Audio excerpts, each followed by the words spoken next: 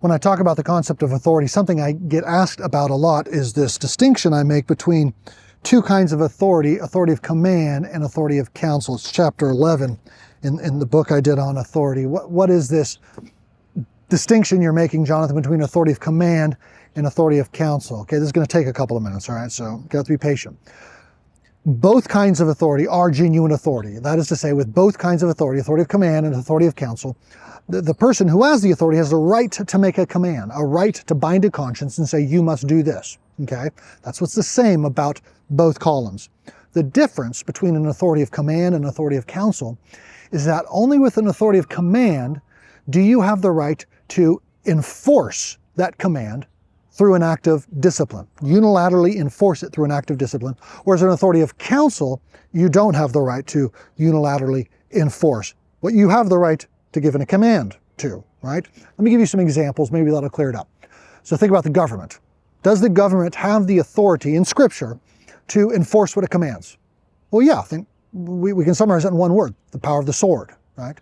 Okay, what about parents of young children? Do they have the right to enforce?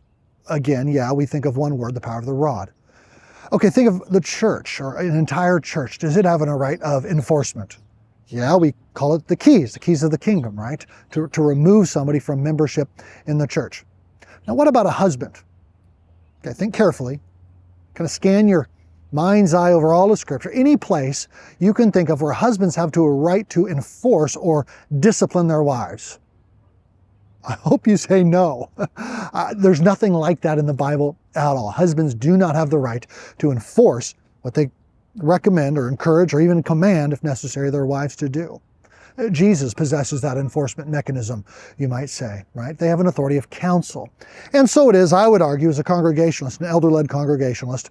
My Presbyterian and Anglican friends can disagree with me here, but I would say so the case is with elders or pastors.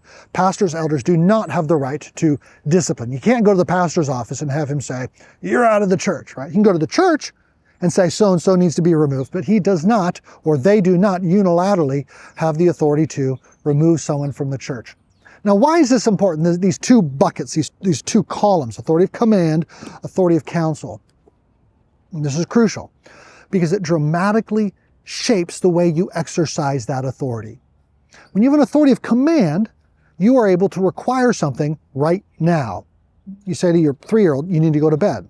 If not, there's going to be consequences.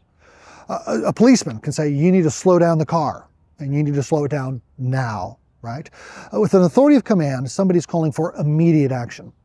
With an authority of counsel, however, you're taking your time and encouraging somebody in a certain direction, but you're respecting them as an equal.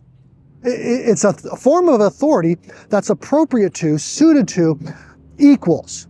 So what is a husband seeking to do? He's seeking to draw his wife towards oneness. What is an elder seeking to do? Draw the congregation toward holiness. And both of them don't say now, both of them are called to play the long game. So a husband is to live with his wife in an understanding way. And an elder is to teach, as Paul says, with all patience, right? Or as he says to Philemon, I could command you. Instead, I would appeal to you. When you have an authority of counsel, pastors, husbands, you're seeking to draw people's own hearts into the direction that you're calling them to go, or hoping they'll go and wanting them to go. In that sense, it's almost, you might even say, an evangelistic authority. What does an evangelist do? An evangelist shares the gospel, says, hey, this is an authoritative pronouncement from God, but they're doing so in a way that's winsome. They're doing so in a way that's trying to draw people to make that decision for themselves as such.